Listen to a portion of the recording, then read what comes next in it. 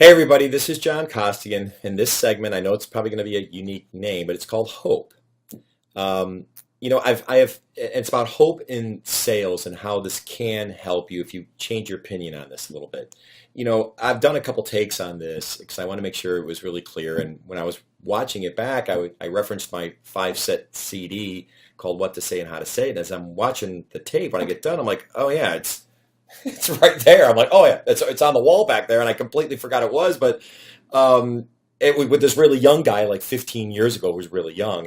The reason why I'm referencing that CD is because back then I used to say yes is a great answer, no is a good answer, and maybe stinks. And let me stop. I still agree with that. Okay, but the one thing I want to say is this: time does kill all deals. Okay, I agree with that. But do me a favor. Don't kill yourself on the deal. And I know that sounds weird, but don't do something that's going to kill your opportunity to win the deal because you were so darn pushy on trying to follow this yes is great, no is good, and maybe stinks. And I always say make sure you get the no early on so you don't exhaust your resources. Well, I've seen people sometimes mess up and they go for the no so hard they get the no. I know there's concepts like, hey, go for the no. I get it. I love that too. Get the no early. But sometimes you've done it so hard that you're getting a lot of no's. And sure, there can be something that's liberating about it. Absolutely. It's kind of nice when you get to hang up and go, cool, great. There's no, we've lost. Great. I'm glad I found out early. We can now move on. And there's not a lot of situations where that works. But the reason why I mentioned about hope is a good thing is because it's not a no.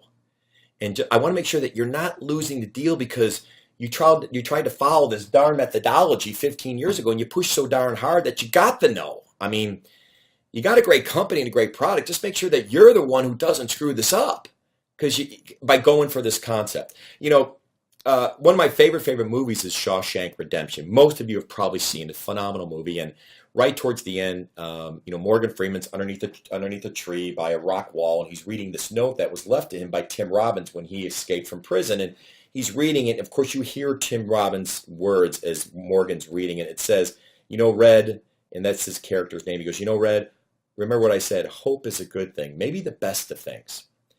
I don't know if it's the best of things in sales, but it definitely plays a role. Don't lose your opportunity because you're trying to push so hard to get the no that you might have gotten a yes a little bit farther down the road, but you were impatient. Okay? I'm also a big believer that, yes, if you want to stay in front of them, it requires nothing to put that in your tickler file, put it 2-3 weeks out. Don't put it in a forecast, obviously. It's not a real opportunity, but you stay engaged. You send a white paper. You bring value. You just don't keep going, hey, how you doing? There's a whole different thing you could do there about giving them value, giving them information where they're looking at you as a resource. That's what you want. But that takes nothing. It's a quick email every 3 weeks or so. Stay in front of them.